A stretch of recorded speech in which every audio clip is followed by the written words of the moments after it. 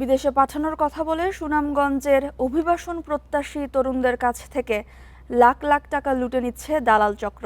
তাদের প্রলোভনে জমি ভিটেবাড়ি বিক্রি করে নিঃস্ব হয়েছেন অনেকেই, ঋণ নিয়ে বাড়ি ছেড়েছেন অনেকে।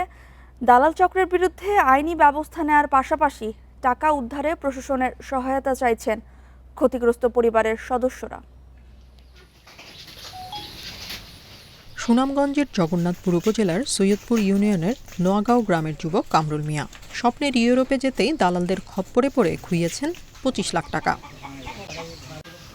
কামরুলের দাবি, যুক্তরাজ্য নিয়ে যাওয়ার প্রতিশ্রুতি পেয়ে তিনি 25 লাখ টাকা দিয়েছেন তিলক গ্রামের দালাল তানভীর আহমেদ খানকে। কিন্তু নির্ধারিত দিনে বিমানবন্দরে গেলে তাকে দেয়া সব কাগজপত্র ভুয়া জানিয়ে যাত্রা বাতিল করে দেয় ইমিগ্রেশন পুলিশ।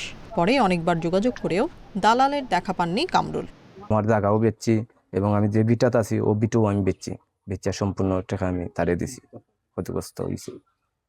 তখন আমি একবারে চলার কোনো পদ্ধতি নাই। এটা গাড়ি আছিল, গাড়িও বেচছে, জায়গা আরো হতোয়ান আছিল বাড়া, ওখানেও বেচছে। যে কোনো ভাবে যে কোনো লাগানো তারা টাকাটা উদ্ধার করার ব্যবস্থাটা আপনারা কইরা দিবেন। দালাল তানভীর ও তার চক্রের খপ্পরে পড়ে কামরুলের মতো নিঃস্ব হয়েছেন অনেক পরিবার। ভুক্তভোগীদের দাবি, সিলেটে বেনামে ট্রাভেল এজেন্সি খুলে এলাকার যুবকদের যুক্তরাজ্যের ওয়ার্ক ভিসা দেওয়ার কথা বলে লাখ লাখ টাকা হাতিয়ে নিচ্ছে তানভীর।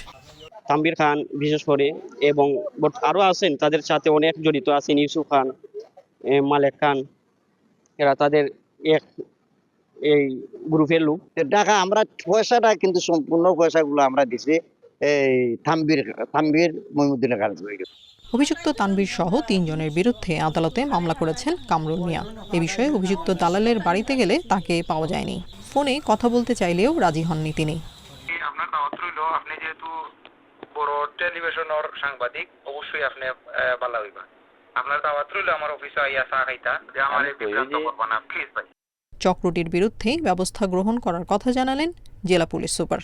প্রবাসী কল্যাণ মন্ত্রণালয় আছে, তাদের সাথেও আমরা যোগাযোগ করব যে এটা তো লাইসেন্সিং এর ইস্যু আছে এবং আমাদের যখন তদন্তটা আসবে তো ফুল ফেজে যখন আসলে সেইখানে কার কতটুকু লুফল যাচ্ছে, কে কতটুকু কিভাবে জড়িত সেগুলো তো বেরিয়ে আসবে। সম্প্রতি দালালদের খপ্পরে পড়ে অবৈধভাবে লিবিয়া থেকে ইটালি যাওয়ার পথে ভূমধ্যসাগরে সুনামগঞ্জের 12 যুবকের মৃত্যু হয়। Independent news.